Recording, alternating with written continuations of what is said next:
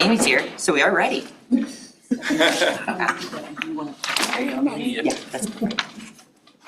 All right, well, we will go ahead and begin the City of Indianola Council Study Session for November 6th, starting with Warren County Economic Development Annual Report. Hello. Hello, thanks Rachel for being here. Yeah, thanks for having us. I don't know that everyone has met Lucinda, so I think it's a good time to let everyone know. This is Lucinda Sperry. She is our Director of Marketing and Business Development. Several of you do actually know her because we went to DC together. But Lucinda's been doing amazing things for us. Obviously, you can see that the logo has been refreshed.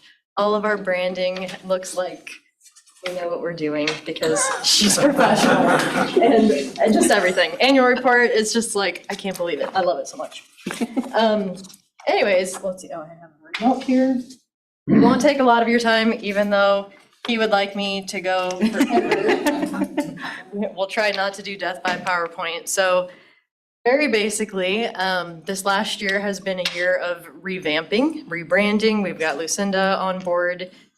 We've gone through our strategic planning. We've narrowed things down to these 4 main initiatives. Sustainability and advocacy. Part of advocacy is, you guys are familiar with our DC trip, annual DC trip. When I don't know if you guys noticed, if you looked through the annual report, there's some familiar faces. It's like a yearbook. But that's part of our advocacy.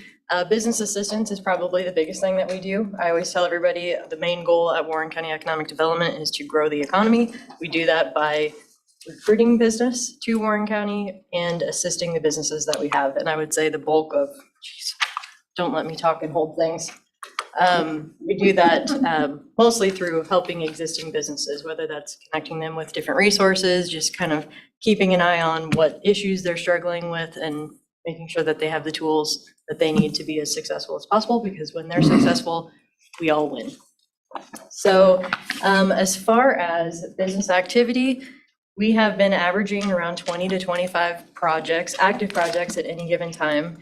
We'll just kind of go through some of the things that have recently happened or programs that we have. But one thing I really wanted to make sure you guys were aware of, some of this is repeat for you guys, but we do still administer the Warren County Revolving Loan Fund. This is something that we partnered with, or we applied for funding from USDA. So we leveraged our dollars with USDA to have this loan pool. We currently have 70,000 loaned out and 75,000 in capacity. Of that 70,000, we're expecting 50,000 to be paid back fairly soon. So we should have about 125,000 in lending capacity here in the next month or so.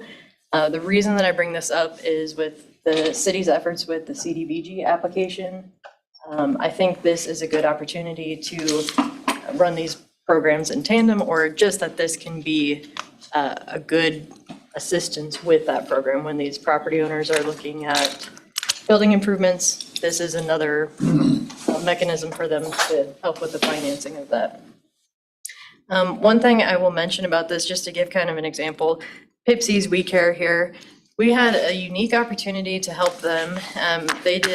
We extended a loan of $50,000, but what was interesting about this is a very low risk for us, but it helped a business in need. So Pipsy's We Care, has just opened. In order to open, well, let me back up. They were awarded money from the state, a large state grant, that they could not access until they had their certificate to open. They couldn't get their certificate to open until they had certain pieces of equipment in place. So they needed the capital to pay for the equipment in order to get their certificate to open in order to draw down their funds. So it was a great way for us to use this loan program where it's short-term, low risk, because the money is already there. So all we have to do is, short-term loan for them, helps them get going, and then the money is available again to loan back out. So that's a good success story, I think, for that program. Back this year, we've partnered with McCoy True Value in the past. This is what we're calling business-to-business paint grant. Jen Pfeiffer with McCoy True Value and True Value Corporate, we have an agreement where we can get a certain amount of gallons of paint. So this is something that they're offering up to fellow businesses across Warren County. I think this is another opportunity for CDBG and downtown improvements, just another program that businesses can tap into. But businesses can get up to 5 gallons of free paint to help with any exterior or interior renovation projects. Definitely preference on exterior renovations, but it is available. And that is something, we have an application on our website. If you know anybody that should look at that, let us know. I have a question on that. A property owner who lives on the square asked about that specifically. Yeah. I think she might have talked to you too about it, but does Yeah. that extend if maybe they hire a person to do it? Well, I would say we're limited with the number of gallons that we have available, and the goal really is to help businesses. So I think we need to start there. I think in the future, if it ever becomes where we have tons and tons of gallons to give away, I think we could look at that. Because in the end, I mean, if we're beautifying the square, that's the goal. Thank you. Okay, and I'm clicking at the screen, just like you told me not to. It worked. I Sometimes it follow doesn't directions always. well. Okay, we just recently had our Warren County Small Business Grant Contest, and I just wanted to give you a couple of stats about that. So in 2023, we awarded 19,000 total. Of the 19,000, 15,000 went to Indianola businesses. Those include Staging Sisters, who won the first place startup business category, Pipsy's We Care, Copper and Fringe, and then Pete's Pizza took home the big one. They got the existing business grant first place, so they won 6,000. Pretty excited, and the vibe in the room this year was just a lot of fun. They were all cheering each other on. It was really good. And then historically, since we've started this small business grant contest, we've given out 96,000 total, and 81,000 of that has gone to Indianola businesses. Pretty impressive for Indianola. Then coming up this Thursday, I'm sure you've all seen this in your emails, but we are not done bugging people about it. Thursday, we are having our annual Economic Impact Celebration and Awards event. This is an opportunity for us to just celebrate all the good, everything that's happened throughout the county, celebrate economic successes, and also recognize outstanding businesses. We have 6 different business categories that we are awarding. Right now, they are in a finalist stage, so there's 3 finalists in each category where we will be announcing the winners on Thursday. We do have several Indianola businesses that are in the finalists, so I really would encourage you guys to show up if you can. That is Thursday, 5 to 7 at Black Box Theater at Simpson College. Did I do that? No, I don't know what happened. Okay. Warren County Leadership Institute is another initiative under our umbrella. Let's see, so I've got a couple of stories here. Last year's class, the 2022 leadership class, took on the largest class project that they have ever undertaken. This started as a $35,000 project and jumped to a $75,000 project. This is the playground at the Warren County Fairgrounds. To give you some perspective, typically a leadership class project is in the like $6,000, $7,000 range. So we're quite proud of them. It took them a little longer than it typically takes a class to do a project, but kind of understandable when the goal was up here. I would also like to give some major kudos to the mayor for jumping in to help when we had the equipment, the playground equipment delivering to the fairgrounds. She, at the last second, rallied a crew of people together and helped unload all the big chunks of the playground. So really appreciate it. Stronger teenagers than we are. Hey, well, And that was all Doug, sure, how can I say no to Doug when he calls with 12 hours notice that he needs kids to help, so. yes, well, we really do appreciate your help with that. And then this year, the 23 leadership class, they did a 5K out at Banner Lake. It was called Every Step Matters, and the goal was to raise awareness for mental health. And then they donated all their event proceeds to the Heal House. They were able to donate $7,500, I think, to the Heal House. So another impressive class project.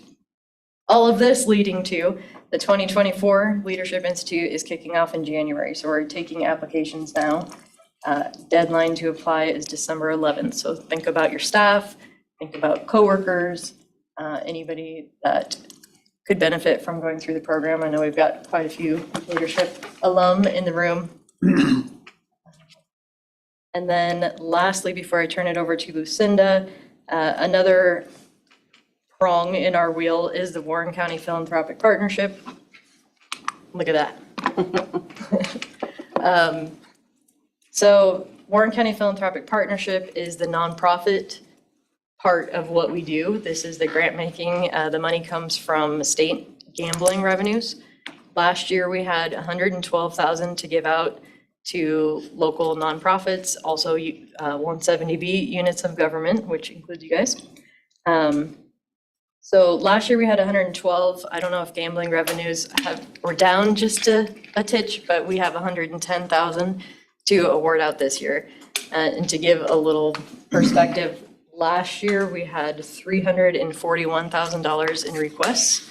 So think about these nonprofit groups out in the county. They needed 341,000 and we had 112,000 to give, but they're out doing incredible things. So I think we'll be tasking our philanthropic partnership board with a little more fundraising to grow our available funds so that we can help kind of match what the need has been. But historically, we've just been really good at administering the dollars that have come to us and not done really a lot of local fundraising. So. And we're also looking for board members. So if anybody would really like to be involved in that process, come see us. And now I'll turn it over to Lucinda to talk about all of her awesome tourism stuff.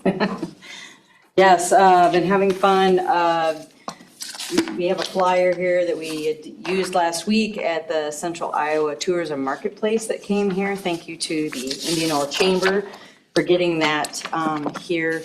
They had 25 tour planners that came, and we introduced Indianola and Warren County to them, and they were very interested. So it's kind of fun to see our community being highlighted in a really great way. I'm in charge of forwarding things now. You see a picture there. We did a double booth, so we went together with the Chamber and with the Balloon Classic to create an entire two-booth space. We brought in the basket. We had our tour planners get in and made them take pictures and things like that. And so that was a really good opportunity as we seed start our branding here in Warren County to get people to come down and visit us. The Wander Warren County brand was kind of, that phrase was utilized back in 2019 when we created a committee. Of course, things went on pause for a little bit in 2020 and so forth. So we're trying to bring it back. We started with doing some stickers. If you like one, I've got some and I've got more on the way. It's a kind of a fun way to show your support for the county and all the fun things that we have. We know we have great experiences. We have wonderful places to, I mean, this is such a nice, beautiful place. So we do this whole take a break from the hustle kind of concept and kind of highlighted all the different things that we have around the county. We're really focusing also on the boutique farms because people like to come and enjoy the agriculture and the agritourism we have here as well. So we're doing that in tandem with our communities and especially working with Indianola Chamber of Commerce on their initiatives that they're doing, which is really wonderful. All that goes online and gets noticed, and when people are looking for things to do, those things pop up. So that's the good news. We did provide some gift certificates to the tour guide people that came in through the FAM tour, and they all got Warren County gift certificates through our program here to be able to shop right local, and they had to shop before they left, right? Because most of them Or they have to come back. or they have to come back. So invitation is really important. Our businesses will thrive better and do better if we invite people to come visit. It takes more than just our people that really do a good job of supporting our local businesses. We have to have visitors. So we also have gift certificates, just as a reminder. We've sold approximately 30,000 of those so far in dollars, and they're available to any of our investors, which you're an investor at a 20% discount. Ben has been using them for the monthly photo contest, so that's been kind of nice. And most of them get used right here in Indianola. So it's a great way to spread the wealth. And I know the chamber doesn't have an individual like Indianola program for gift cards, so it's nice that we can use the Warren County ones, so make a great gift. Anyway, we're really excited that you invited us to come this evening and talk about all this. We've been trying to do a lot of outreach and kind of just overview everything we do, so people know when someone says, hey, what you got going, we say, here's what we got going on, right? So the more we know. And I'm glad to be introduced to all of you. It's some of you I've met and hung out with, and others I haven't met yet, so I appreciate getting to know you. If you have any questions, Lucinda is available. I get to answer all the questions. Thanks to both of you. You are both very valued for our city and our county. Anyone have any questions for either of them? I think you guys are just doing a great job of selling the community. Well, they're amazing communities, so it needed to be done. Looks fantastic. Good. does. Yay, yay. Thank you. Thank Was that long enough? Take it away. All right, we will move on to discussion and direction regarding Chapter 56, Dangerous or Vicious Animals. Good luck, Chief buddy. Shear. I stayed for yours. Okay, we're here. Mayor, council, thank you for having me. Let me just, a quick brief history, and I don't really have much to say because this is your discussion, not mine. In June, I believe it was June 9th, Sergeant Dwyer presented to you guys some changes to, I think it was Chapter 56, the Vicious and Dangerous Animal Ordinance. It kind of fell off the radar there for a little bit. A couple weeks ago, we brought it back up. And it was supposed to be on the last councilman meeting. It was tabled. Since then, Councilmember Beach reached out to me for some further changes, and those have been included in your packet today. I'm looking for direction. What's changed has been highlighted. I also know Councilmember Schroeder, we had a short discussion about number of dogs. And I believe there's 2 communities I reached out to. I don't have my notes in front of me. One was Norwalk, maybe Altoona. Does that sound right? Glenn? Maybe, I had a complaint about someone who was fostering dogs, Oh, yes, that's right. and there were 9 dogs and lots of barking, and it was an elderly couple who was kind of disturbed by it. Yes, so I did reach out to 2 communities. I forget the second one, I apologize. Both of the communities I reached out to, they do have some limitations on the number of dogs, number of animals they can have. But again, I'm looking for direction from you guys, what direction you want me to head. None of that, the limitations are not included in this draft, but they sure could be if you guys direct me to do so. I think, I mean, personally, just based on that one experience, because there wasn't much you could do Right. to help the couple. And I could hear when she called, I could hear, it was very loud, several dogs barking right next door to them. So I think it's something we should probably look at. I mean, I don't have a specific recommendation, but I really felt bad We for used to have it, Charlie, correctly. There used to be in the code a dog limit, but I don't think it was in this chapter. But I do agree, if we can add it into here. too, and how many you own versus fostering. See, she was foster, or like almost a daycare type of thing, Daycare. I think it was. It wasn't fostering, it was a daycare. And she had like, I don't know, 9 dogs and then didn't want to give them up, and it was kind of a mess. Right, so we had to attack that from the noise angle as opposed to the number of dogs through the noise ordinance. Is that a residence versus a commercial? Was it a commercial business doing business? Well, as it a- was in a residential area and it was just a private home. Somebody- Maybe that's something that should be looked at through I mean, zoning too. like I said, I don't have a specific suggestion. Have a dog in this fight? All I can do, literally, all I can do is raise the problem, I don't have solutions, but I do think it's something, if they've experienced it, it's probably something that we're gonna experience, and that, because that's obviously a much bigger deal now, there's, dog grooming and, daycare and stuff like that, so, noise, so. One question, Brian. Yes. It is on section 5606G. says if a person is bit while attempting to break up an animal or dog fight and gets bitten in the process, the animal or dog is not at fault. So there's been times where I've been walking my dog who is on a leash, and I have a dog who is not on a leash come after me and my dog. And so I'm protecting my dog. Is this saying that that dog that was not on a leash is not at fault for coming after us?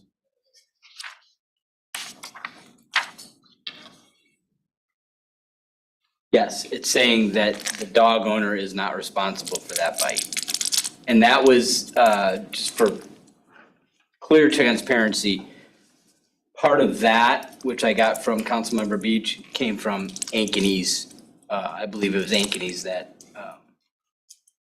ordinance.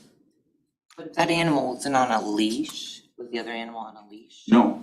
So wouldn't that be the owner's fault? Because number 4 says restrained. Yeah, I mean, it Secure an animal by the leash or lead and control, which again, that is very vague and probably.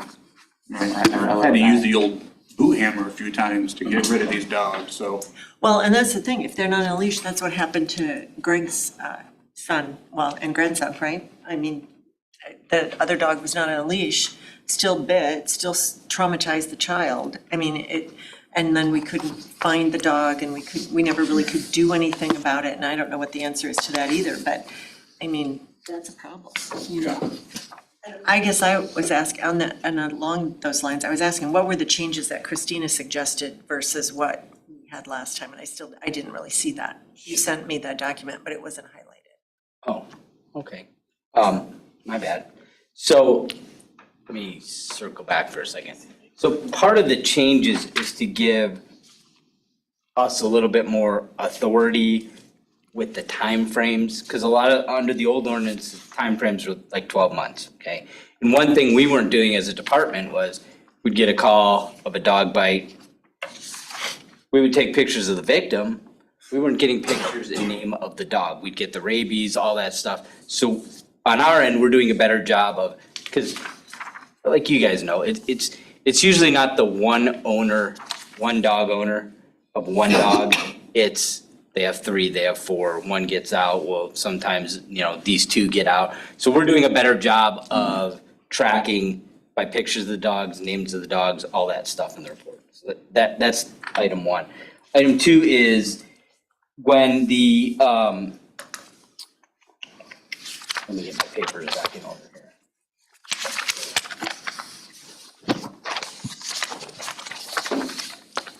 The changes that were suggested from the last time to this time were 56.06, the exceptions.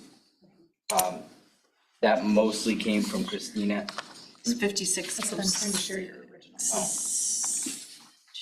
So it's at the end of the document, Or the exceptions. the exceptions. Well, I'm looking, oh, It's the very end of it, actually. 6. So then, so I think this was warranted based off a situation that happened this spring. And we found that our hands were kind of tied. So person has 5 dogs, they break through a privacy fence and they maul to death another dog, the neighbor dog, in front of the child. And unfortunately, the way it was written is that there's a process, right? So then it has to come to us to deem it vicious, where this family had to continue to live next door to these 5 dogs, and there's nothing we could do. We couldn't take the dogs to quarantine. And so I think that is where people really want to know that we can take action when something happens. Again, I don't want to put down anyone's dog. I'm not looking for that solution, but just that we have some sort of, it's not going to take months, you know, and again, no fault Right. of anyone. Your officers did a great job. And that's where 2 changes, if I could highlight for you, restrain. It was a misnomer that we had a leash law in Indianola. We don't have a leash law. That's why under 5601, number 4, restrain means to secure an animal by a leash or lead in the control of a responsible person. It makes it easier on us to say, that dog was off leash, it got out, we can write the citation. And the other thing about expanding the time is, it would have to be, after a 12-month period, the time starts over. So it gives us more time under 24 months. If there's more than one incident, you can really show that we have a irresponsible dog owner, and then we can bring it to council. This was the second bite too that had been reported, but again, it was the way the code was written. So it's, fortunately, we find out these things when we come across the scenario, so no fault of anyone. And there was some controversy over which dog it was the first time and which dog it was the second time. Well, and to Christina's point last time, when she asked for more time, was it isn't necessarily the dog, and we talked about this earlier, it isn't the dog, it can be the dog owner. And we have no control over the owner. Right. So I think we have to do everything we can to protect ourselves from irresponsible dog owners, like Ron is alluding to. And I just think that's the most important thing here, is to protect our citizens while not, taking freedoms away, but It's a balancing act. it is. Well, the only question I have is, and I looked through this a number of times, and I'm just trying to remember if I put it all together and saw it. Is there anything about a military service dog or blind service dog exceptions in case something would happen in that situation where that animal would bite somebody? In defense, I'm sorry, what? like in defense of the owner, Well, there are some cases where, it says in here, like unwanted touching, like if, Right. like I went to touch right, the dog. and that's what usually happens right there, but I just was wondering too that if we have something that might give a little more leniency in those particular areas, because generally those animals are restrained, number one. Number two, though, they are very protective of the individuals involved. So I understand what you're saying by what is it, number 4 there? It's in the exceptions of Right. 5606, yeah, so if it says that, yeah, under the owner's control via leash, it's defending it from unwanted touch, physical attack. By no means do I want to speak for Christina, but the conversation we had definitely alludes to that. Her father was a canine handler, Right. and what she suggested were definitely added protections for people that do have dogs for protection. Right, and I had a neighbor that was a Iraq war vet, and he had 4 service dogs, believe it or not. And they were all very well trained. But I could see where there could be a situation where, I mean, he has 2 out or something, and one kind of gets loose a little bit, situation. Those animals are not cheap, that's number one, generally, and I understand they're very well trained, but I also don't, if they bite somebody, I understand you don't want to always fall on the side of the person that has a dog, but at the same time, I don't want to do something that's going to put that dog down. Right, and then you're in the terrible position as Right. counsel to Right. put someone's service dog down. Exactly. So I can definitely, Just check into it. If you think it's well covered, that's fine. I don't have any issues with that. I just want to make sure that there are, I won't say an exception, but maybe some protections, if that's a way to put it. yep. And then back to Ron's point, are we happy with the way it is, or, I mean, what do you think, Ron? Do you want to see that reviewed, or? Yeah, this is just a draft. I mean. Yeah, I think G could be strengthened up a little bit to Yep. hold the dog owner responsible for an unleashed dog that comes after someone else's who's just walking down the street. In all of this, I don't see anywhere where we hold the owner responsible for anything. It's the dog that has to pay the penalty, ultimately. Yes and no. I mean, they're responsible because they get the citation and have to go in front So of the they judge. do get, okay. Yes. Brian, those citations, is it $4.95 for the first offense? Sorry, I shouldn't have asked you that, I don't just know. off the cuff. I know it's expensive It's and it goes up, right, with It's a each mandatory court appearance required, and that it's set by the judge, so I haven't looked to see what the last ones have been bringing, but I sure can. No, don't, No, that's not a big deal. I know that it gets more It's not expensive cheap. each time, and Do we want to look into limiting, I mean, if I'm doing research, I might as well do research. I think you're gonna see more of it, I mean, we've only had the one complaint, but I think think you're gonna see more of it. My opinion would be to please check on it. And I looked back at our zoning code previously, I don't see anything that used to be in the code that we took out from a zoning perspective. Now, I don't know if it was somewhere else in the code that maybe it got amended out, but since I've been here, I don't recall ever doing I don't, that, so. 30 years, I don't remember us having a limitation, but times have changed. Have you had a chance, I mean, I knew you looked for other leash laws. Did you get much response on that at all? From other Limited. cities? Nothing through email, but if I call, I usually get some sort of response. Well, the only reason I'm asking, an API, was it MPO that we were sitting in and they had a fairly long discussion, one MPO meeting about leash laws, was that? Do you remember? I wasn't in a CERTPA meeting, Okay, right, but, yeah, I don't Okay. recall anything in the CERTPA meeting, maybe in Yeah. a different MPO meeting, I'm yeah, with you. okay. Apologize for that then. I was just, somewhere in one of those two meetings, either MPO or CERT, there was a discussion about leash laws. You might check with some of the folks at MPO, Metropolitan Planning Organization, about. Sure it wasn't Nick at all. Seems like a more topic of discussion that would happen in that group, so. Yeah. Only reason I'm asking, I don't know.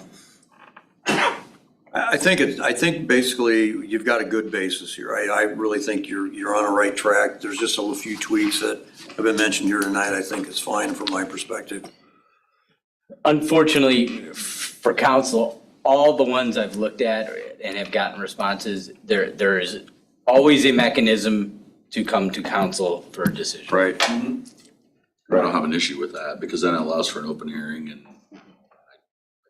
it's a fun thing, you know, but it's what it is. Any chance we can outlaw snakes altogether? Even garden snakes. I'll write it in there, trust me, yes. We could put mice on the list too. Oh, man. I'm like him with snakes, I just can't handle it. Isn't that weird? I don't think we can outlaw it. You're talking like all snakes, snakes, like like all all snakes. snakes are.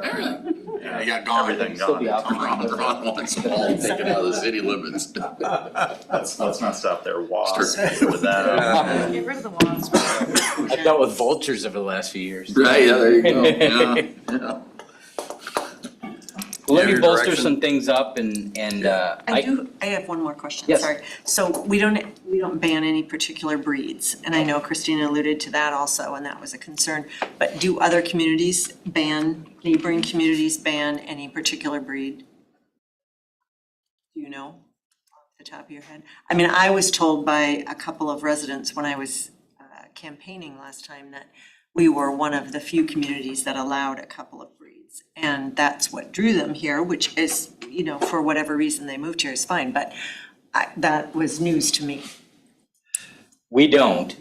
Now, your question is, do other communities, I don't want to speak out of turn, but I believe I can think of one that I'm pretty sure does, due to a couple incidents with this certain type of breed. Yeah, the fallacy with that though, that particular breed that I think you're talking about is that there are some of those dogs, frankly and honestly, it depends on how they've been raised and how I know, they've been it's the trained as owners. well. And, Again, we're talking about Still don't irresponsible dog owners. as opposed Exactly. to- exactly. It is the owners, I know that. But the city of Des Moines requires you to register that breed and pay additional fee. But I think, again, it's up to the owners, in my opinion, and how they handle that animal. But if they don't handle the animal right. Well, then that's gonna be, somebody gets yeah, and that's what we're trying to stop here too, but I don't know if you What, can. John? Public flogging on the square. Yeah, there you go. I just don't think you can, I just don't think it's fair to. Shop local. There you go. That went downhill really I fast. did, all right, we're way off base now. Okay, so some good things, so have we given you enough to take back to maybe look Yeah, I at think so. limitations on domestic animals and a couple other, I've got service dog protections, G, MPO. Nah, I'll tell you what, let me find out, I'll get it to you, okay, Okay. if I can find it. The If I can't, breeds, don't worry I about it. think Jackie just found something with a house passed where they cannot ban breeds, but. But I don't know that the Senate passed it, if it ever went through all the way. And then number of dogs. Do you want me to just do a survey of the metro just to, For what? for number? Is that a household can have? Probably. At least we got some numbers. Household and like, well, I guess that's a zoning issue, like you said, businesses or something. That's a different zoning. story, yeah. That should be enclosed in case. Maybe not. No goats. All right, it was kind of fun to watch your officers last year wrangle goats every single day for an entire week, but Where was that? somebody had goats. No, they're just goats that jumped over fences. Do that. They used lassos. It was great. We're trained. They really do. They fight crime. Thank you. All sorts. Thank you. Okay, thanks. That was amazing. All right, any discussion regarding the upcoming agenda items from within the regular November 6, 2023 City Council meeting at 7 PM? Thank you, Rachel and Lucinda. Yeah, thank you. Seeing none, we could take a break until 7 o'clock. We usually get breaks. This is nice.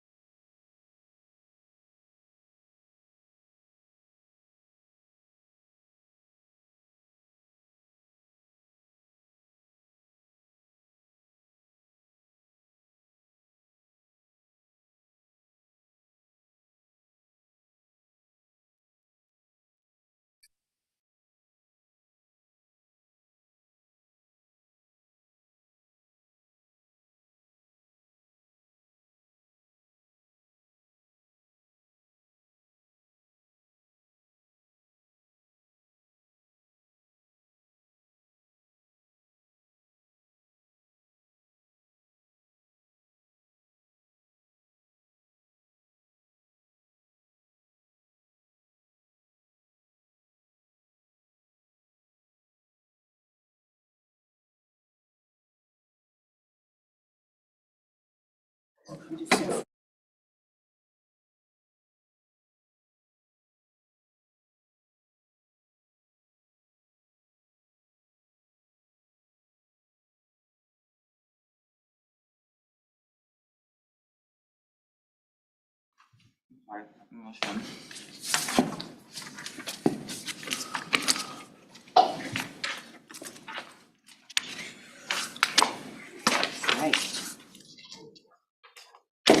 I mean, it's already quiet, so I'm not gonna gavel.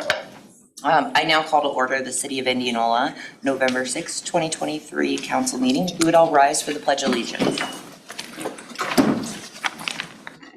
I pledge allegiance to the flag of the United States of America and to the republic for which it stands, one nation, under God, indivisible, with liberty and justice for all. Jackie, would you call the roll? Councilor Beach, Parker, Present? Dalby, Here. Richardson, Present? Schroeder, Present. Rafe, Here. Mayor Erickson. Present. We have some people in our audience tonight, so we are entering the section of public comment. So anyone who is wishing to speak, come forward to the lectern and state your name and address for the record. If there is anyone who would like to speak. It has to be not on the agenda, right? It doesn't have to be, could be anything on the agenda. The old rule was not on the agenda, I told them, so they weren't prepared. I'll let you speak. Okay, If you'd come up to the lectern so we can hear. Up to here, up to the lectern. Thank you.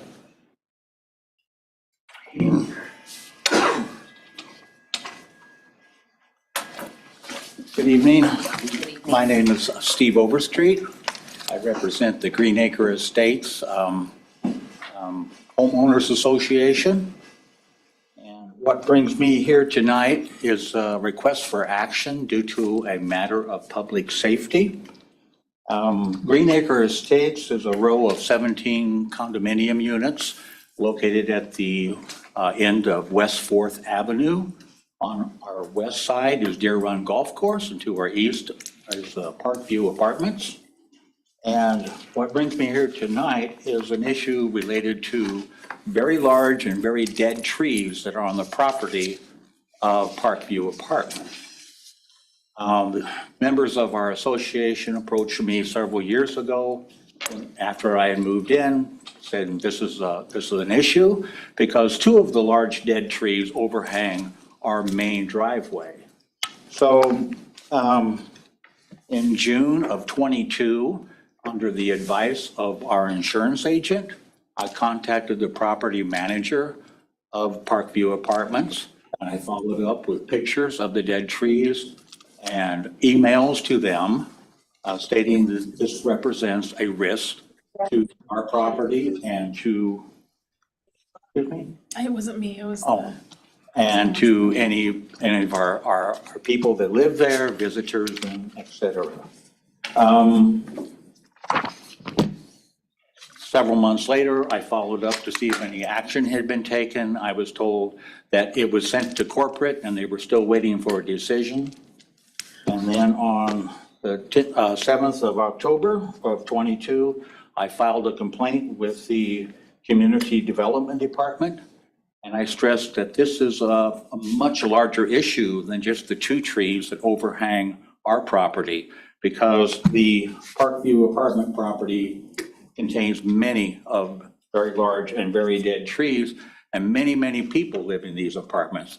It's a very densely populated area with lots of families, children. They play under these trees, and it just seems to me like it's something, unless something is done, there's going to be a problem with that.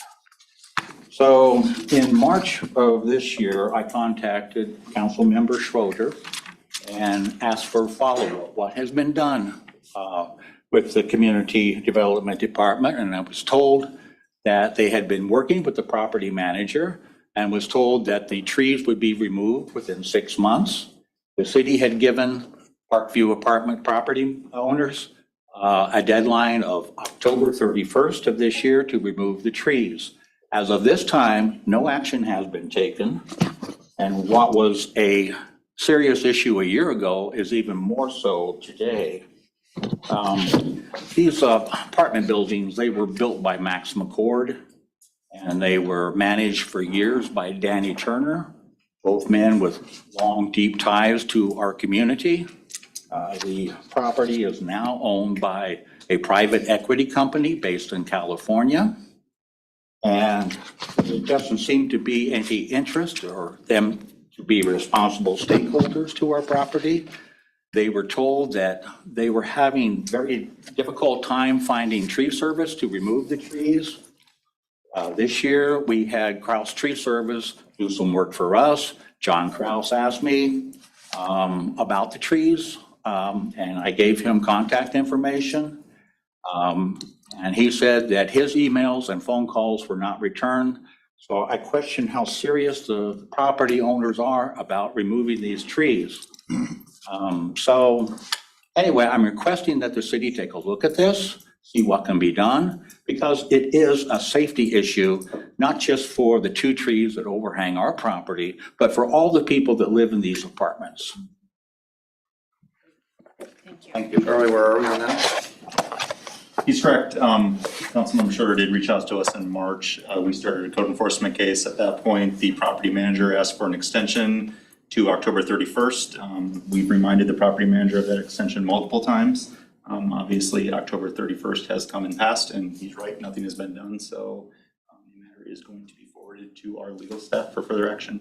Is there a civil infraction for days after a deadline has met that they haven't done it, that we can fine them I for? think you said eventually there can be a fine, but Yep, it's minimal. yep, yep. The owner actually asked what the fine was. Yeah. The manager is trying very hard to do this, but. And Doug's on Zoom, not here, and I know Doug can speak to this as well too, but we have the ability through state code to infract $750 on the first offense, and then $1,000 on each subsequent offense after that. That's Technically, not per tree. yeah, technically, every single day that the violation remains can be another fine. However, that's typically up to our attorneys in courts to kind of go through some of that stuff. But the property owner and the property manager are well aware of where we're at on this point, and should not be surprised when. Can you make sure that that gets forwarded to Doug? I think the owner is banking on paying minimal fines and not doing anything about the trees. We've got a real concern though for safety, as you said, children under there, adults, anyone who is passing by, and property damage that can be done. I'm familiar with Yeah, what and you're talking about. I don't see, I'm looking through our case right here. To be quite honest, I'd be surprised if this hasn't already been forwarded on to our attorney, but I'd have to check with our code enforcement officer to see where we're at on that. Okay, could you follow up with us so we can let Steve know? Dave, do you have Charlie's email address or information? Why don't you make sure he has that before you leave, or I think you do. Jackie or somebody, so you I can. think you have Charlie's, don't you? I'm sorry? Do you have Charlie's email information? Yeah, I thought so. Okay. Yeah. Because we've corresponded quite a few Okay, times. thank you. You bet. Thank you. Is Thank you.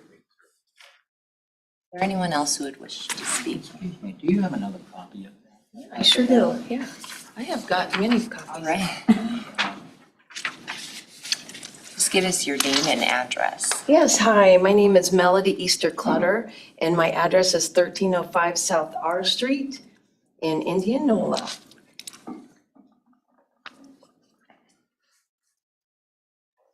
Hi, I'm here to just make you aware of the amended plan development for Deer Run.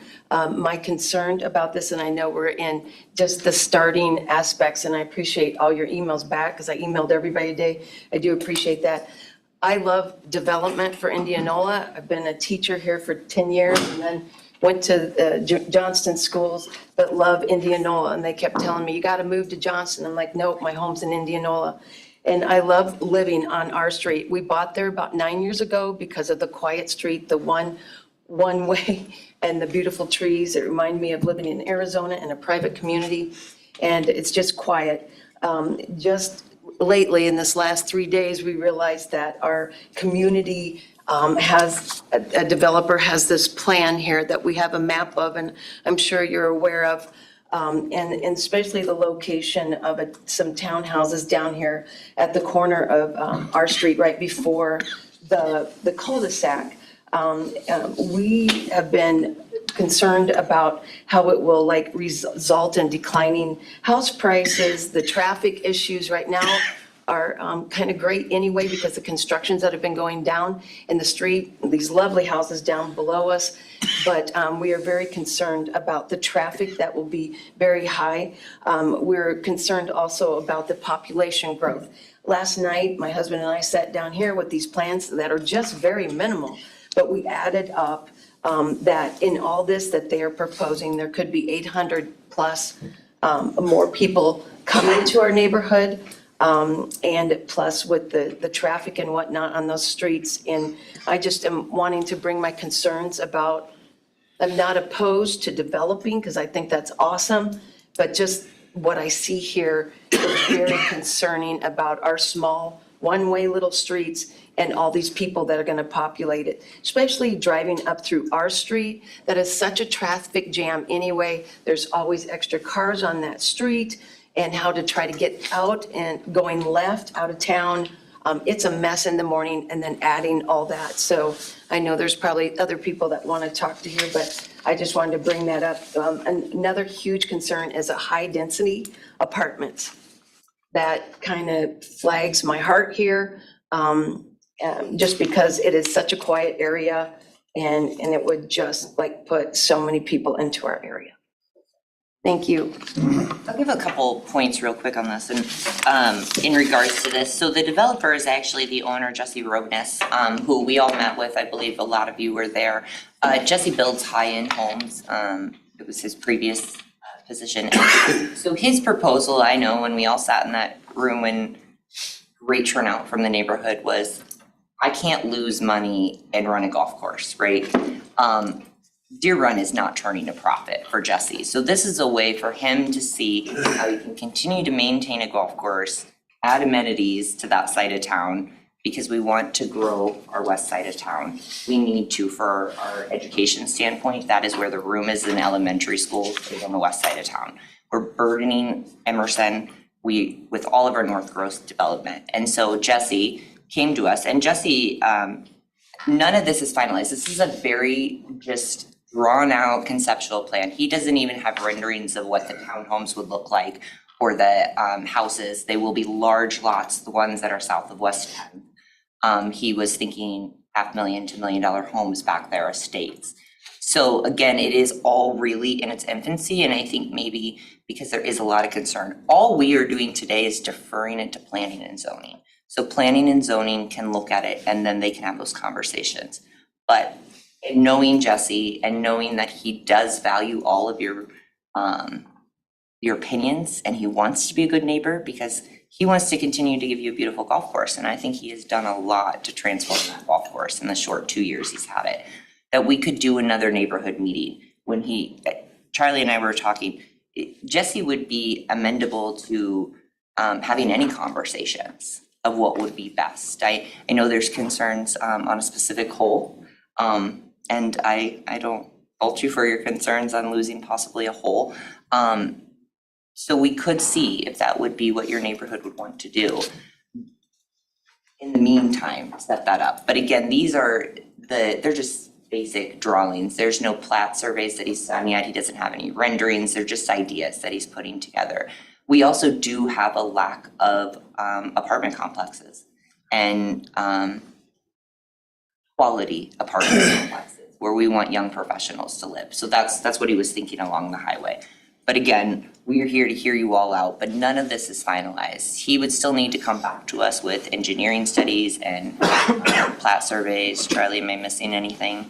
I mean, it's a very long process to get to where. Yeah, and I think you nailed it. I mean, this first stage is really kind of the conceptual amendment of the PUD plan to really then regulate what moves forward from here. So there's a lot of things, once we actually get through the PUD amendment process, and again, this process tonight is to refer it to planning and zoning.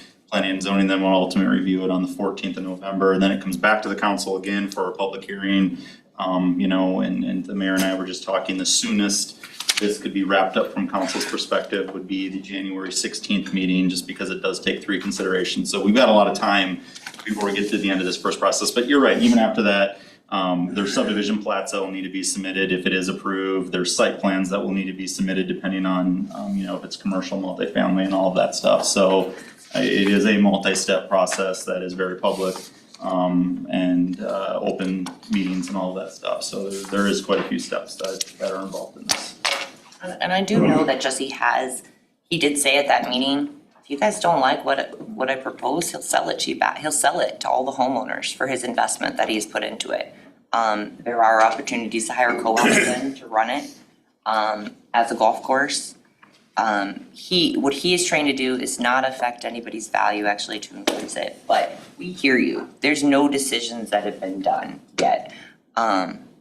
Certainly understand your concerns.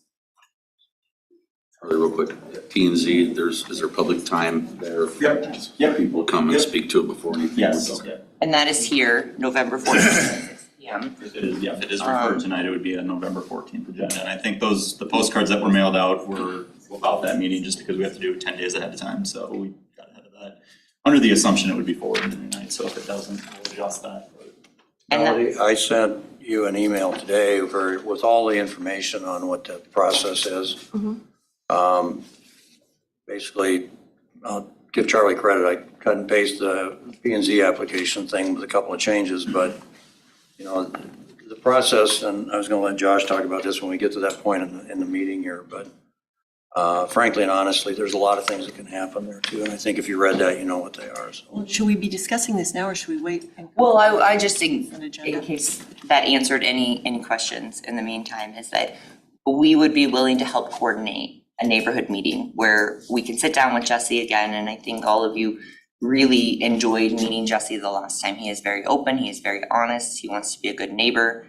His children go to strong roots, so the last thing that he wants to do is to bring in riffraff or to, bring down anybody's home. He's just trying to identify that there are points in Indianola where we really need quality apartment complexes with amenities. We don't have those. We don't have an apartment complex with pools or gyms. A lot of them don't even have washers and dryers in their units. So it's very hard to attract young professionals here, or to even as our parents are aging, have a quality place for them to stay. But anybody who wants to speak will certainly hear you. And then the next step, should it be referred on, is for that PUD amendment with planning and zoning on November 14th. But again, it doesn't mean that these plans are set at all. And on the mailers, I know that there was some people did not get mailers. So the mailer goes to 200 feet basically as a buffer around Deer Run Golf Course. It was 84 mailers that went out on Wednesday, November 1st. Unfortunately, we can't control the post office. We can't control the time that those come and they're delivered. And that was a notice for the November 14th meeting, not for tonight's meeting. So it's not that we were trying to delay that. Should it move on, then again, as the process goes on, you would see signs that would be advertising this as well too on the property. So. Anyone else would like to speak? Okay. Move on to the consent agenda. Are there any items that should be pulled this evening? I would like to pull the item O. Okay. I'd like to pull K just to have a further discussion on it. Okay. Perfect. Anything else? Can I get a first and second motion on approval with all items except for K and O? So moved. Second. Thank you. Charlie, apologize, Ben, our city manager, had an emergency, so he's not here. So Charlie's filling in for him. So Charlie, could you just give me maybe some bullet points here on, probably don't have his notes. Yep, nope. So there is a resolution setting a public hearing for your next council meeting on November 20th to take public comments and questions about a proposed submittal of a CDBG grant for downtown facades. I think we kind of briefed council on this, but this is kind of our second round of that process and just a process that needs to take place as far as a public hearing to apply for those funds. we've got some action on the North Jefferson Way Trail connection that is complete and just working through some of the final contracting things and punch list on that project. Some second considerations from some items that were previously reviewed by the council. A lease agreement for the public parking lots that the city does not own, but we are in leases, mainly that is just the church parking lot at the corner of First and First now that we own the property across the street here, so we're not in that one anymore. And then just some other items, some sidewalk waiver agreements, a lot tie agreement. There's multiple referrals to the Planning and Zoning Commission for their November 14th meeting. The Deer Run PUD is one of them, but there's two other PUDs and a rezoning in there. And then an authorization for Tran to perform updates at the Indianola Wellness Center. I love the change orders that are $0. Those are great. So, I got really excited yeah. when Jackie said that during the agenda meeting. I was, Steve's gonna be excited. I see change order and I immediately said, oh, Steve's gonna be mad. So now I'm zeros. Yeah, so do I see change order, I'm like, ooh. Yeah, Steve's gonna say something. We all know We it. do appreciate it, Steve, though, a lot. Any other questions? Jackie? Councilmember Ray, Aye. Parker, Aye. Selby, Aye. Richardson, Aye. Schroeder. Aye.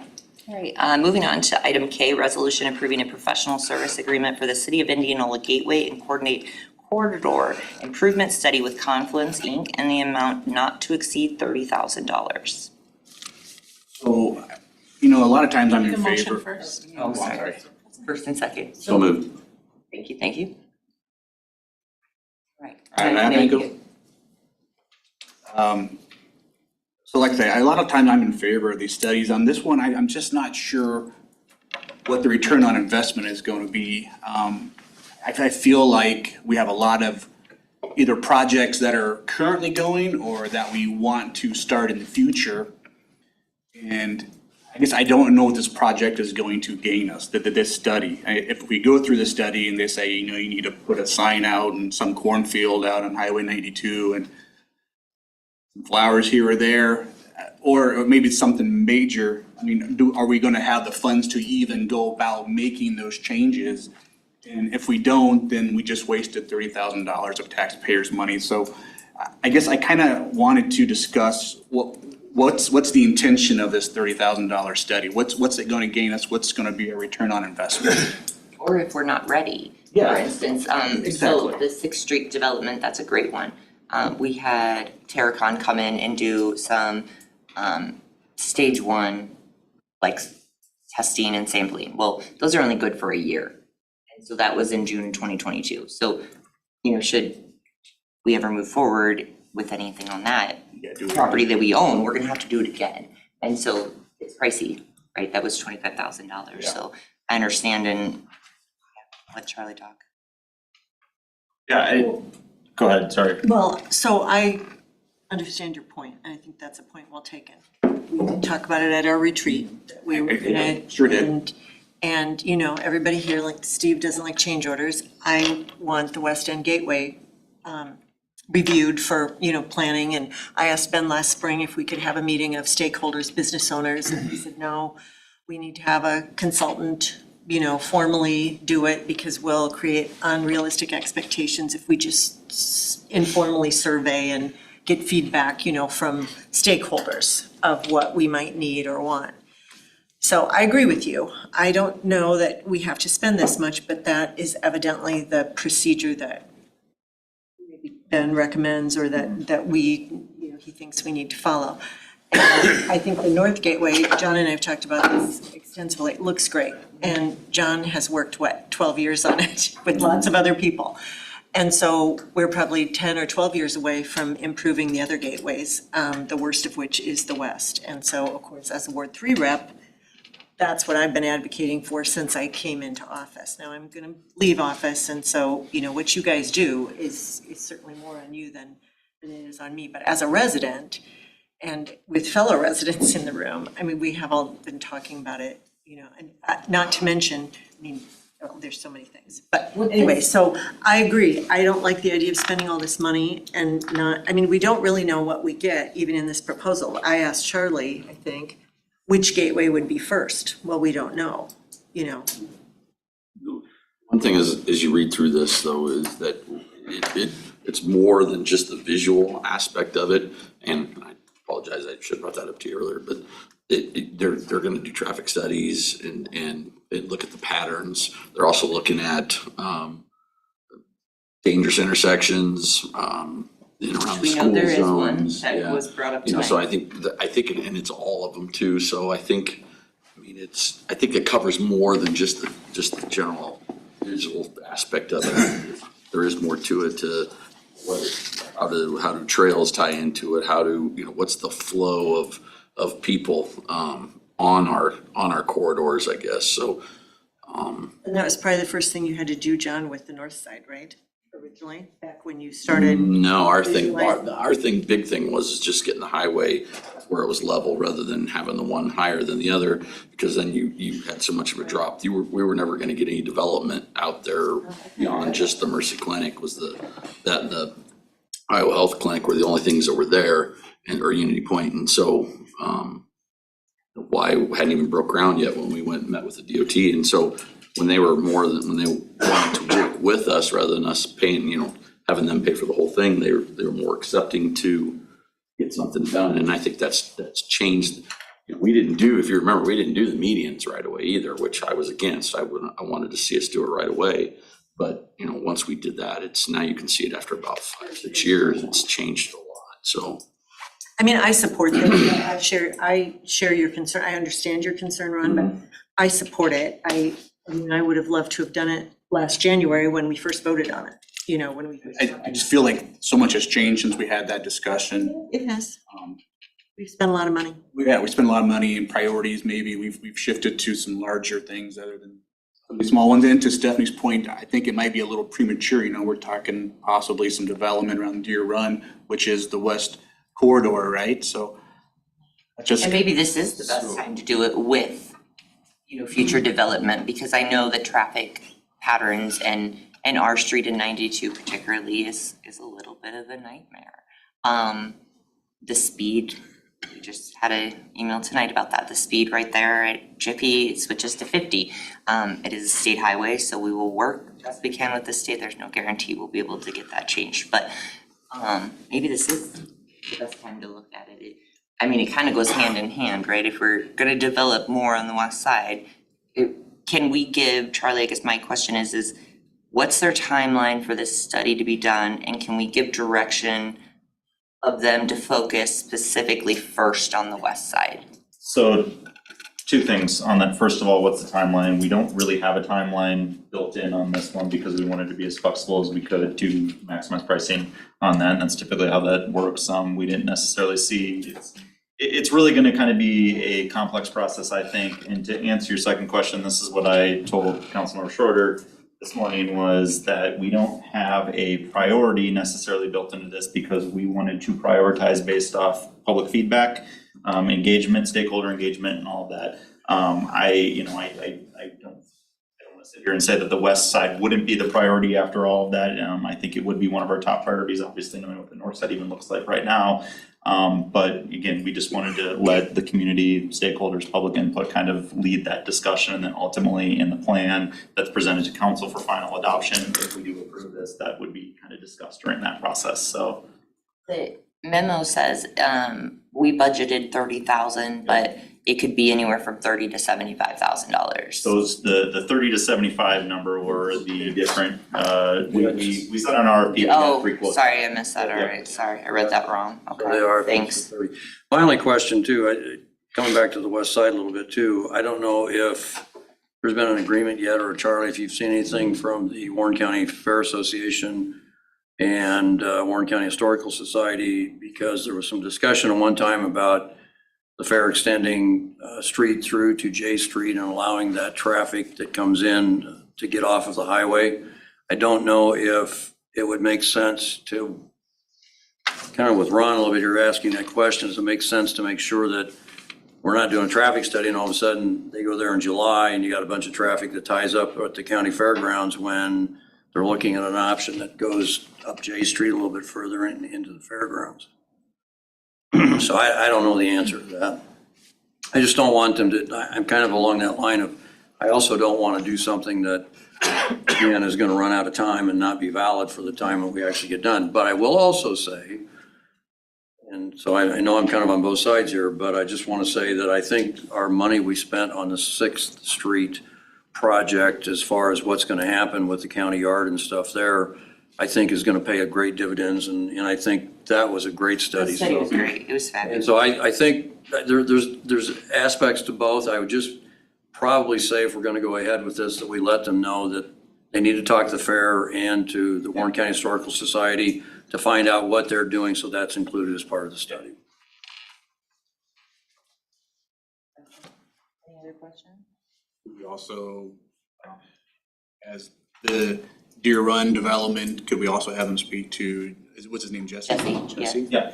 I mean, isn't that, Charlie, in the scope of these types of things, like step one is working with staff to identify all upcoming projects so that the scope of work is clearly defined, right? Yep, 100%. And you know, that's kind of step one. If we even get into step two, it's identify a list of stakeholders. And that's where I think we would then engage in. And I know Councilmember Schroeder, I think you had worked to kind of put a list of that together, especially for the west side. So I think we kind of work off that and get those people to the table as part of that process. So. I would guess even if the timelines don't marry up, if we move forward with this, that talking about stakeholders and upcoming projects and prioritizing the different corridors, if we're looking at the first potential major development we've had, mixed-use development on the west side in years, I would imagine that would probably naturally push that one to the top anyways. Yeah. Right, I mean, that's the whole point of this, is what's coming, how do we plan for it, and how do we make it what we want it to be, right? And so like, I would say, like, I get it, the money aspect of it, and there's always that unknown in these, but anything, what we're gonna discuss furthermore tonight would probably just lend credence to the fact that we should probably do this now. For my opinion, one of Well, John's six that are here. favorite, kick the can down the road. Well, and again, it's a classic, if you build it, right, like, they will come, you have to do this, this is in city government, this is just Process you have to follow. it's how we do our lives. And like you said, we wanna grow that side of town, so it is natural that we invest and we make it look We want to presentable. improve. I don't know about growth. Slow growth. One of the things Slow. they say in their Low density. proposal is that they will analyze future traffic patterns and corridor conditions from available data, all available data sources, include, not only just our staff, but including the DOT, the DMA, MPO, and SERPTA. So I think they'll have a good handle on all that, so. Guess is the West will probably be the priority, just knowing what's going on. Well, I mean, and what other growth we have on the north too. I mean, I think that's gonna be more traffic patterns than anything too. We've already got some beautification there, but I think traffic is gonna be probably more of a key too, so. Trying to get your questions answered. Yeah, I thank you for the candid discussion, it was great. Well, I appreciate your question. Yeah. I mean, We that's, always like when you I ask. always like that, cause you're Let's have good questions. Jackie? Councilmember Dalby? Aye. Richardson? Aye. Schroeder? Aye. Ray? Aye. Parker? Aye. Moving on to item O, I need a first and second motion on a resolution referring a rezoning PUD agreement amendment application for the Deer Run Golf Course located generally at 2305, 2405, 2505, 2605 West Second Avenue for the Planning and Zoning Commission. Second. Discussion.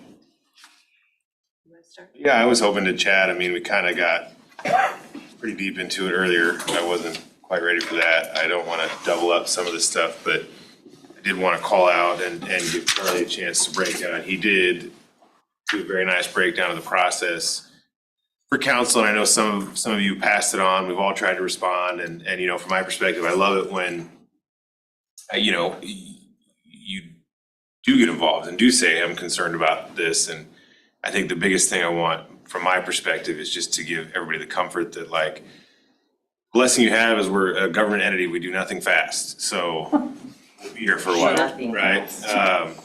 You know, and there's a very defined process that we follow. And my perspective, my experience is different than everybody else's, and mine is very much that P and Z should be that refiner of this concept. This is where their whole role is to take stuff like this, to take input from citizens, to work with the developer, to work with staff and create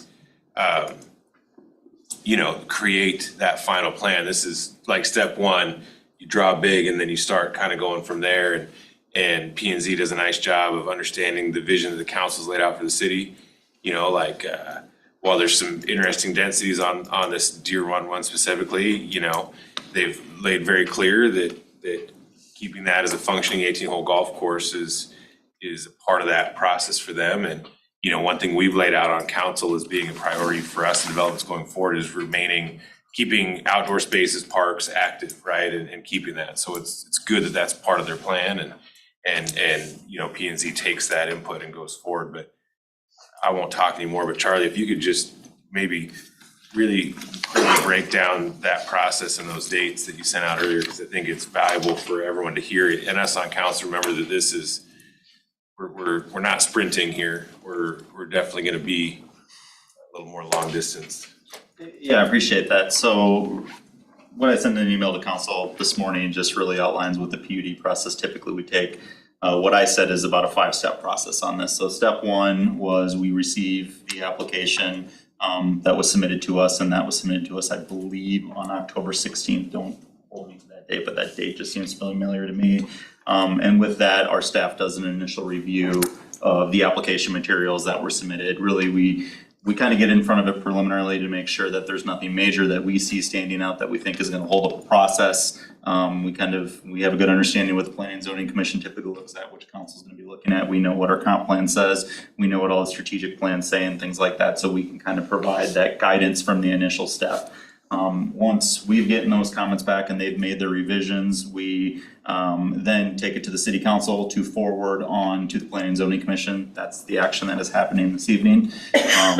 In anticipation that this was going to be forwarded to the November 14th agenda, our code says that we have 10 days to notify property owners by mail. So we sent that notification on Wednesday, November 1st, as the mayor said. That was received, I think, by some of the property owners. It sounds like this Friday, it's when we started getting inquiries in on it. So then on November 14th, the Planning and Zoning Commission, if this is forwarded, I should say, on November 14th, the Planning and Zoning Commission would do its review and potentially provide a recommendation to the city council. Really, the Planning and Zoning Commission has 4 options that we typically lay out. 1, it's you can recommend approval. 2, you can recommend approval with some conditions. 3, you could recommend that denial of the application. And 4, you could essentially remand it or table it, ask the developer for more information on the plan or maybe some revisions or something like that, and bring it forward to a future meeting. So those are the options that the Planning and Zoning Commission has. And I think it was mentioned here tonight, but the Planning and Zoning Commission process is a very public process. Anybody who attends that meeting is afforded the right to speak on the application and provide feedback on it. So that process is very open, and again, you are able to comment on that. Once the P&Z does forward a recommendation to the council then has to set a public hearing on the application. And then once that is set, the council holds the public hearing on the application. And as the council is aware, you are required to have 3 readings on the ordinance. As I mentioned, I think before, if the process were to go forward tonight and move forward at every meeting from here on out, the soonest that this could be approved by the city council would be on January 16th for its 3rd and final consideration. If it does move forward from the P&Z on November 14th, we would likely ask the council to set a public hearing at your November 20th meeting, and that public hearing would take place on December 18th by state code.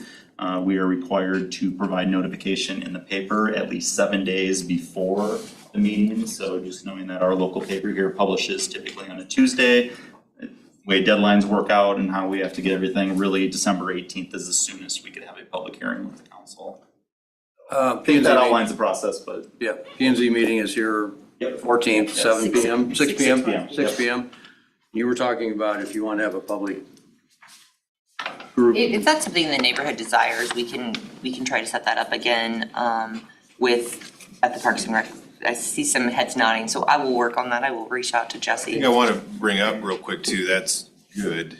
That's very good. But Charlie mentioned the 4 duties that P&Z has, right? I think the key one for the group that's very interested, that is the real power in the P&Z, is that if it's not the right PUD, if everything's not right, they can send that back to the developer at that point to make revisions and request those before it moves forward.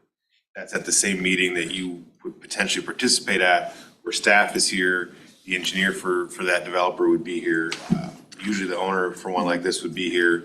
And really it gives you that opportunity for interaction that is a very useful tabling. My concern here is if we table it, it kind of just stops and nothing useful happens for you or for the developer, who up to this point, in fairness to him, is doing it the right way. So then renderings and things like that, when would they get to see what it looks like? That would be a whole nother process after the That's subdivision. after. Correct. planning and zoning. So it could potentially go through planning and zoning, come back to council, and we still would know what it would look like. Through this process, Yep. yes. Correct. Yes. The visuals usually, speak expensive, typically, and right? Please note the air quotes on the camera. Typically, the developer is looking for direction from city on what will allow, so then they know what they can draw, right? Specifically what they can draw. Right now, he could draw something, but it could be completely unfeasible, and it's just a waste of effort and hopes and dreams and all that stuff. And there's nothing to say that if this is approved through the PUD process, the amendment process, that parts of it couldn't be amended again at a different time if something changed, whatever, correct? I mean, because really all this is just concept stuff with the PUD, because of the type of development, planned urban development is that it's just that, there's nothing. I think, yeah, Because and then there's a whole nother process of if they wanted to do multifamily along the highway, there's gonna be platting, and then all that would have to come back through through planning and zoning for approval at that point. Charlie, why don't you just explain the difference between a normal plat and a PUD, for instance? I have a So- couple of questions too. Yep, sure. So the PUD is essentially a rezoning process. So we have established zoning districts within the city. What the PUD allows developers to do is essentially to create their own zoning district that is unique to that particular property. This PUD has been in place since the property was originally platted, and excuse me, somebody asked this earlier today, and I still don't have the date, but I believe the Deer Run initially was platted sometime in the 90s, if I remember right. I'm looking- 1992 or 3. Perfect, so you guys have that information, I don't have that historical background, but again, so that was when the original PUD was put into place, so we are just simply, or I should say, the developer is simply asking for an amendment to those regulations that were in effect. But again, what it does is it just provides the developer with a little flexibility when, rather than having a development where you've got a section of it zoned one district, another section zoned another district, and you have all these hodgepodges of zoning districts all over a property, you can bring it in under one umbrella to create your own regulations that are unique to that property and the golf course in this particular instance. So that's really what a PUD is, and that's the difference between that and platting. But again, that, zoning, conceptual plans and all that stuff is just the initial phase of it. And as Councilmember Rabe said, you just kind of fine tune that the more processes you get into. So again, the next processes from here would be subdivision, site plans, depending on what it is, things like that, where you get those more refined concepts of what it's actually going to look like, how it's going to operate, how utilities are extended, how wide the roads are going to be, how thick the pavement's going to be, how big the curb's going to be, where the driveways are going to be, things like that, that really get fine. Correct me if I'm wrong, but any changes to, once they get the basic PUD in place, any changes to that has to go through another big process, is that correct? Depends on, so the PUD amendment process has two avenues essentially, but they go through the same exact process. You have one way for a PUD to go through P&Z and to the council, and it requires a public hearing, and that's if there's a 10% increase in density, which this one quite obviously has. If there is not a 10% increase in density, it still goes from P&Z to the council, but the council can approve it as a resolution, meaning that you don't have a public hearing that's published and you don't have to have the 3 readings. Okay, so on the density, talk about that. I asked you about it earlier. You gave me the information. Can you share that with the neighbors who are here? Because it's quite a change. So, and then the numbers I gave to Councilmember Schroeder were really based off of quite a few things. So the entire PUD area is about 306 acres. The golf course is about 215 acres. And I'm sorry, I'm trying to go back to an email so I get these numbers right. The golf course is about 215 acres. The total development that they have proposed right now is for a total of, is it 366 new units that are going in there? Yeah, 366 new units. So if you take those 366 units and you apply it just to the golf course property, you're looking at about 1.7 units per acre. But if you then take that density and look at it on just the areas that are going to be developed and take out the areas that will remain a golf course, it's at 6.2 units per acre. And then if we want to get down into the more finite details of each of the individual areas they're looking at, the multifamily, high-density development, that is that is approximately 27 units per acre. The townhome development is about 7.2 units per acre. The row home development's about 8.3 units per acre. And then the single-family development is 1.5 units per acre. And then tell him the percentages based on what the percentage is allowed and what he's asking for. So the 10% again is what really triggers the process to take this through the process that we are right now. 324%. Yeah, I'm trying to find the email again. I sent so many of these today, so give me 1 second here. It's at 11:32 a.m. That helps you.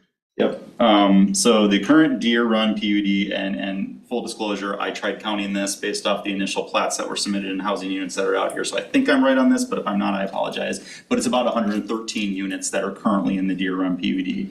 This again adds 366 units. It's about a 324% increase in total number of units. But that is again spread out on the entire 305 acres of development. But I think that's the main concern of the residents. Yeah, but that's disingenuous though. Well, I mean, it's only disingenuous if you don't live there, John.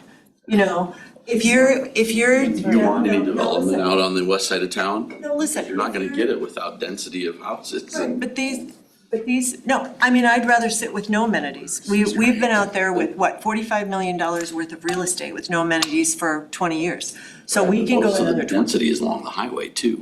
Right, so if that's the choice we have to make, and Deb doesn't want a house in her golf course backyard, or Don, or Jeannie, or Kathy, you know, this is a hot issue. And so, you know, it's a hot issue. I'm representing them as their ward rep. The only thing that impact for me personally probably is traffic, which we deal with lots of traffic. Brian and I had a conversation about a pickup coming around the corner, literally on 3 tires, almost hit my husband. So, you know, there are a lot of emotions here, and I'm not going to get into it tonight because the motion is to send it to P&Z. I originally didn't want to do that. I'm going to vote to move it.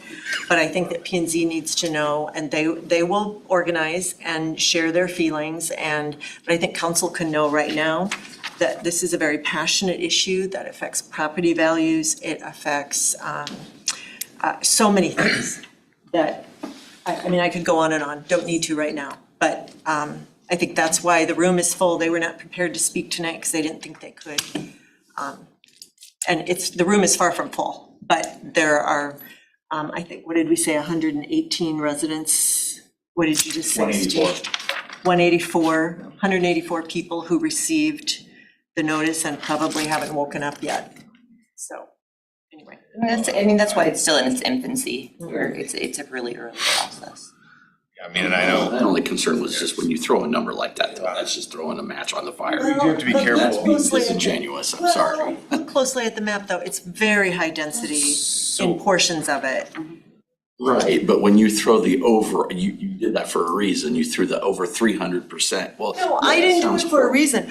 I didn't do it for a reason to be disingenuous, John. I did it because the people that are in the front row here are gonna have, how many did we count? Townhouses in your backyard. 42 over the course of what we have now with 6 houses.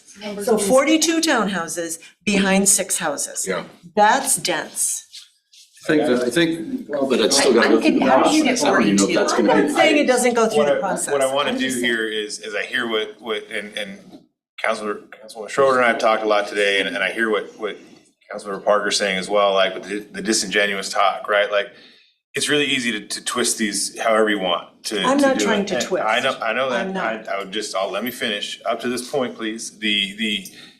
I think we have exactly what's supposed to happen in government here, right? We've got a developer that's trying to do a good thing, and to the one point, you know, the townhome portion could be up to 15 units per acre, they're only asking for 7.2.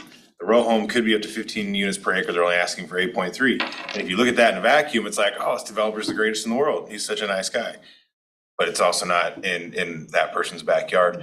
So the whole point of this is to work through this, to be fair to the developer who's trying to do good business in town, to be fair to the residents that it affects in their backyards, and also to be fair to the rest of Ward 3 and the people that exit through that way that want amenities out there, that it's maybe not right in their backyard, but it affects them too, right? And so the whole point of this process, which I'm excited that you guys are here, to be clear, is to go through planning and zoning. Planning and zoning is a recommending body only for a reason, right? They're not making a decision on this. They're here to work with you, to work with staff, to do the research, to then recommend to us so that there's a layer of separation, right? Which is good and healthy in this process. And usually the recommendation from P and Z is what usually council will approve because they've done the hard work, they've done the digging, they've done all. So P and Z is your most important.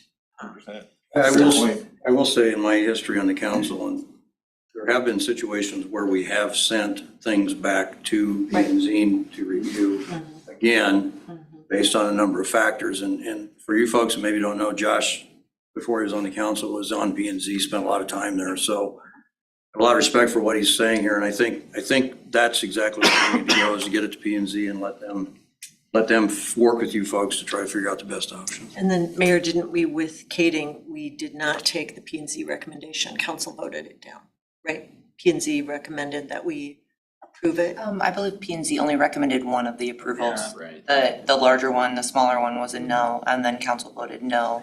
And sometimes. After a lot of input from A residents. lot of, yes, this exact thing. We came, but again, that's apples to oranges. That is not a good comparison because when we talk about devaluing property, we've got two ways to look at it, right? So is it really gonna affect your home, and what is that? Is that a low income property rental, or is it a higher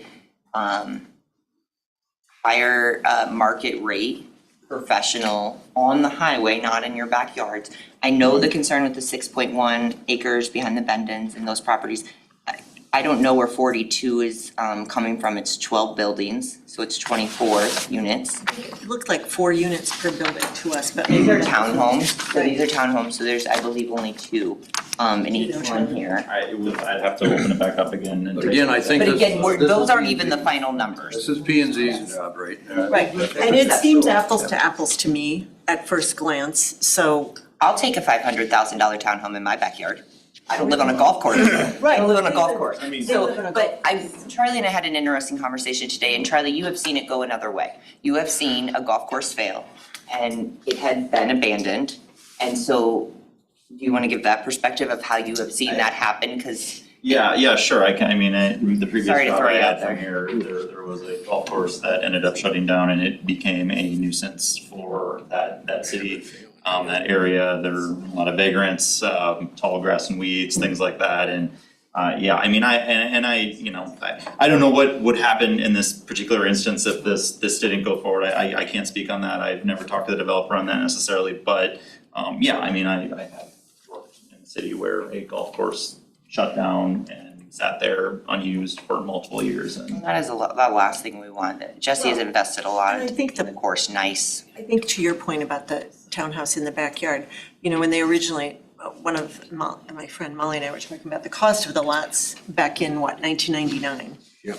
And I didn't do an exact equate, but their lots, what they paid for their lots would probably equate to would we say $150,000 or $200,000 now. If you paid $55,000 in 1999, that's a very expensive. And that's what these back ones south of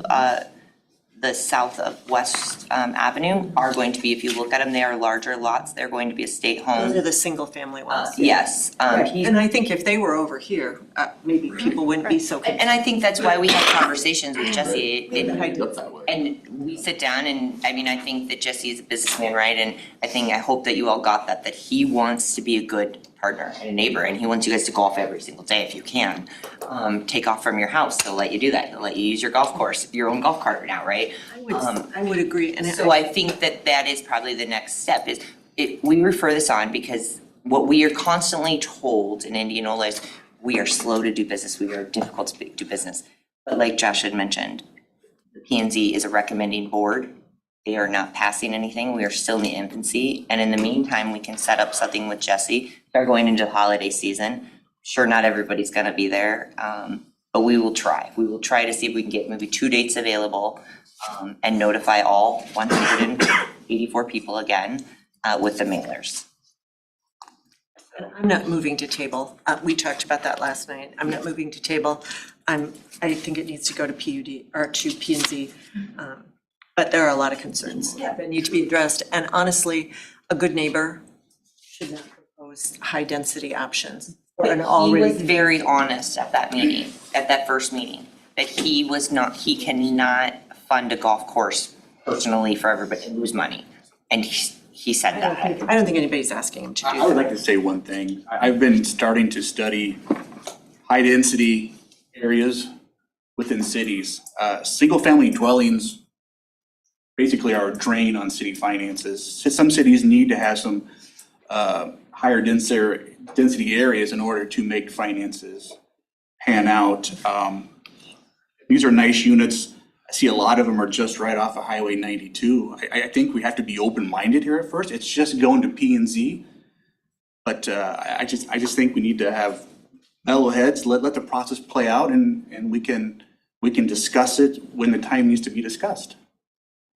And, yeah, There's a motion on the floor. all right. Anything else? Okay, Jackie? Councilmember Schroeder, Aye. Rabe, Aye. Parker, Aye. Dalby, Aye. Richardson. Aye. All right, we will work to get those dates set up, and we will make sure that it's on your side of town, hopefully at the Parks and Rec building again, so it's convenient. Moving on to council reports, I need a first and second motion to receive and file the September 2023 EMS billing activity report. Luke? Second. Chief's already seeing it. Waiting, Ron. Thanks, folks. Thank you. Thanks. Thank you.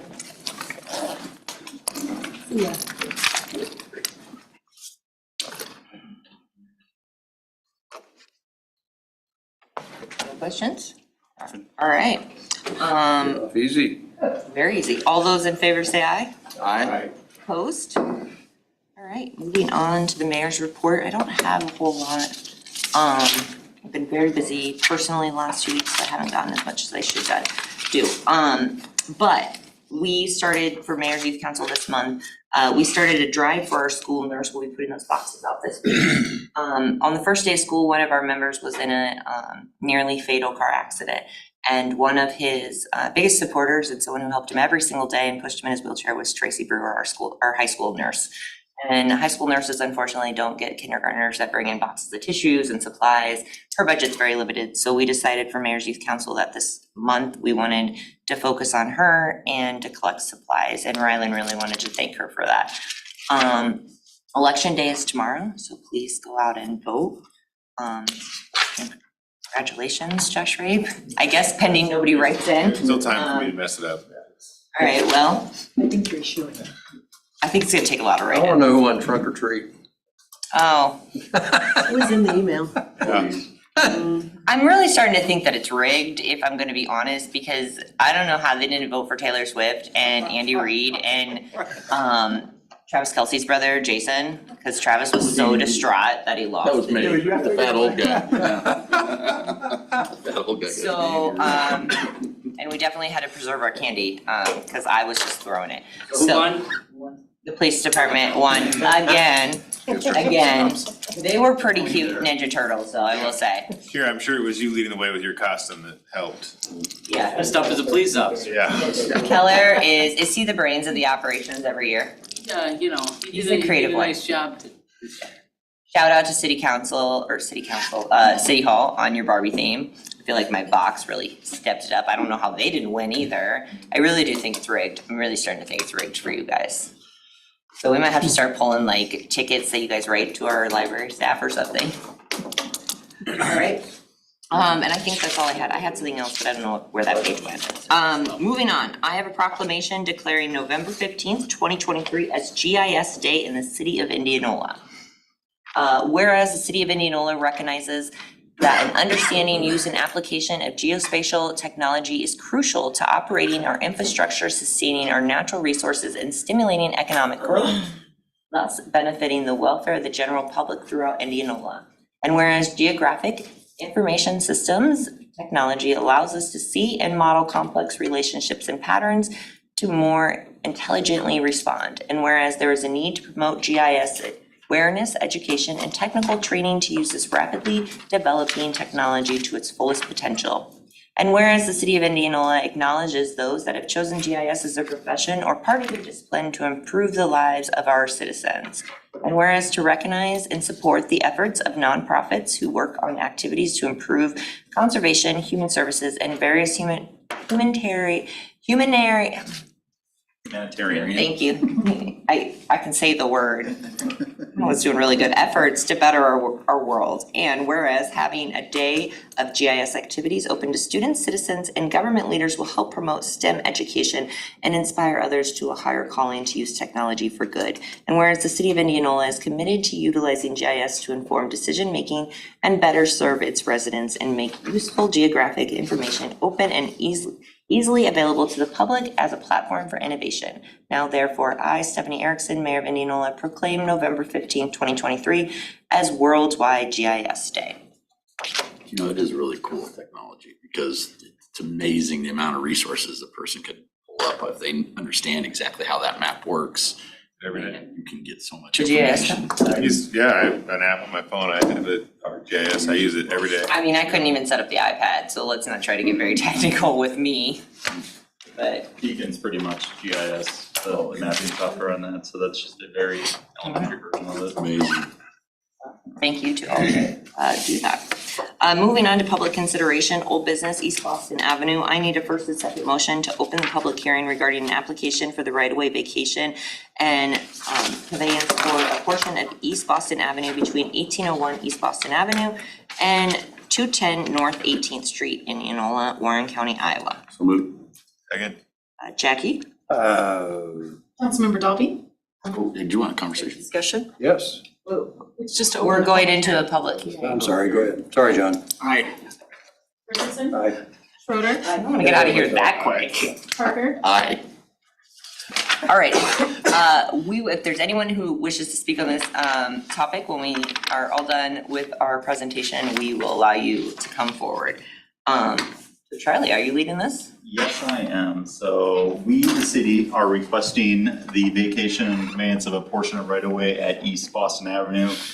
This area is within the Ashton Park 5 subdivision and generally located between 1801 East Boston Avenue and 210 North 18th Street. This process is part of a three-way agreement between the city, the developer of the Ashton Park development, and the two property owners who live at those addresses above. Essentially, let me go to this next slide here. A few things to note within our comprehensive plan is that interconnectivity is supported by the Elevate Indianola Comprehensive Plan and our zoning code. However, certain topographical and land characteristics can exist that makes a property unable to make such connectivity.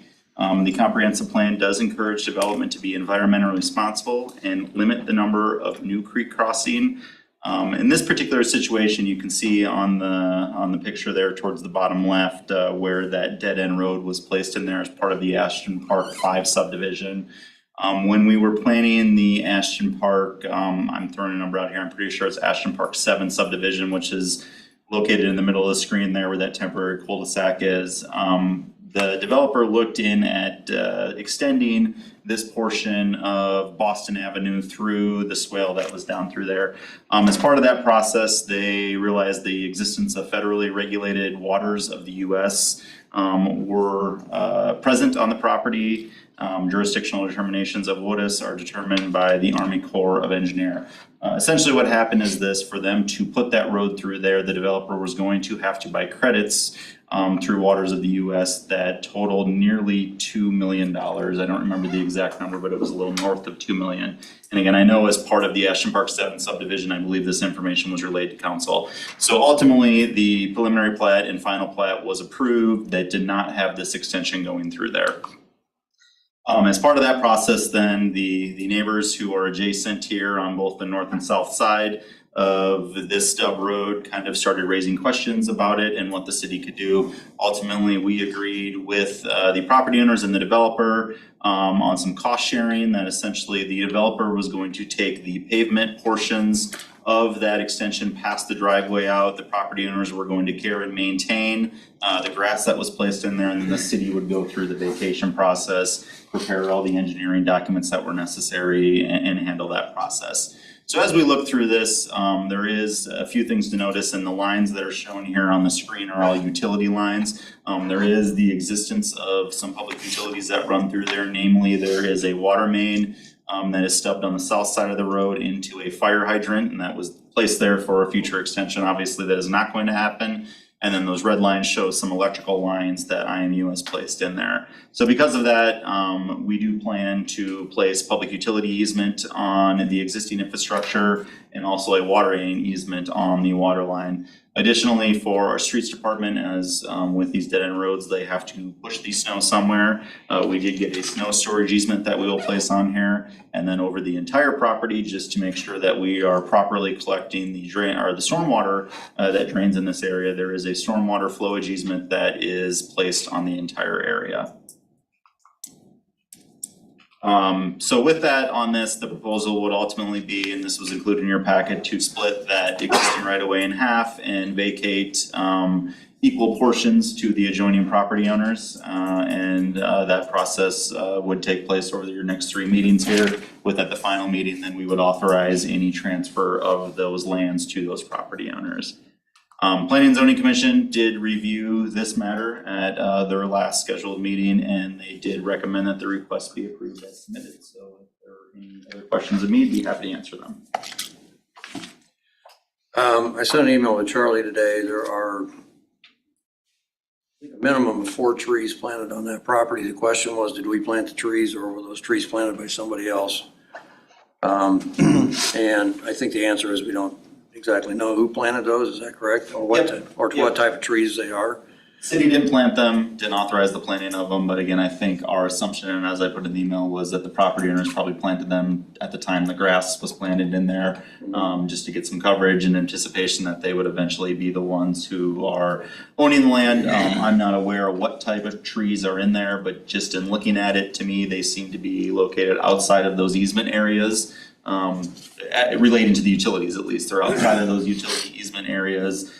So we're pretty confident that they would be okay in that matter. But as Councilmember Richardson and I did discuss, I think we can be very clear in the easement documentation that we put together, that if there is any removal that is ever necessary for any utility projects in those areas, that the removal be at the cost of the property owners and that the trees would not be replanted.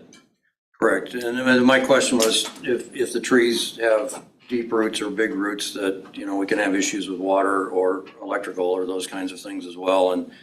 And so that was my concern. I would say at the cost of the property owner, but also the fact that we would probably take them down, because otherwise you leave it up to their responsibility. It could be 3 weeks or 6 months, whatever the case would be. So that would be my recommendation, and we put that in the agreement.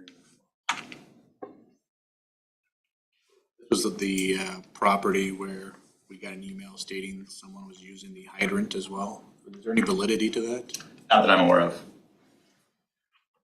Would they turn on the hydrant without a key? I've never done that, so I don't know. Well, let's not give any ideas on the record, so don't know. we'll talk about that later, in case I ever get a pool. And I don't wanna, Ben and I met with the particular person who sent that email, and I think, you know, kind of explained to him the process, and I felt like he left in a pretty good place on that. I don't know if he was, insinuating that if we vacate this portion, then the water hydrant becomes theirs and they can do whatever they want with it. That's obviously not the case because we're gonna make sure that we maintain that easement area as we would as our property, so. Mike, in conversations with the gentleman and other folks as well, it's all stems back to a concern too about playgrounds and play areas in east of east of 15th Street. And in fact, in the whole east side, except for, there's Small Easton Park and Dayton and the school. So the real issue is, this was an area that they were hoping that maybe could become a park area down in that swale or whatever, but really can't because it's in the waters of the United States. So that was part of that discussion. So your recommendation, Steve, is that we take the trees out that are? No. Oh, okay. The recommendation is that if the trees grow and they get to a point where for some reason they have to come down or there's interfering with our utilities, that they would then have to be taken out at the owner's expense. Okay, all right. And that we would makes sense. do that and charge you. I thought that's where it was, but then I'm like, are we talking now? So I wasn't sure. Okay. Any other questions? Anyone wishing to speak on this? All right, seeing none, can I have a motion to close, a first and second to close the public hearing? Move. Jackie? Councilmember Dalby? Aye. Richardson? Aye. Schroeder? Aye. Ray? Aye. Parker? Aye. Moving on, I need a first and second motion on the first consideration of an ordinance vacating right-of-way vacation for a portion of East Boston Avenue between 1801 East Boston Avenue and 210 North 18th Street, Indianola, Warren County, Iowa. I'll make the motion with the additions to the agreement. I'll second that. Jackie? Councilmember Schroeder? Aye. Ray? Aye. Parker? Aye. Dalby? Aye. Richardson? Aye. In other business, Ben is not with us this evening, but Charlie, do you have anything? Yeah, just a few quick things. Ben did ask me to apologize on his behalf for not being here this evening. He did have an issue come up today and just not able to be here, but I did talk to him. He's doing fine. Hopefully he can be back here quickly. Just wanted to remind everybody, I know we've gotten this out on social media, but the inside lanes of North Jefferson Way will be closed tomorrow morning from approximately 7 a.m. to noon. They get all of the flowers and everything out of there as required through our agreement with the DOT. So just to make sure everyone's that. Mayor mentioned elections tomorrow, so good luck to all the candidates on both city council and school board. And then lastly, just wanted to pass on congratulations to Andy for his passing of the Certified Public Finance Officer's credential. I know that we put some videos out on that, and I know Andy's worked pretty hard on that for the last 2 years. So just wanted to make sure he was recognized for that. Congratulations. You're the Danny, take bow. I don't know if you could turn any redder back there. All right, there is, item B is actually going to be, we're not doing it.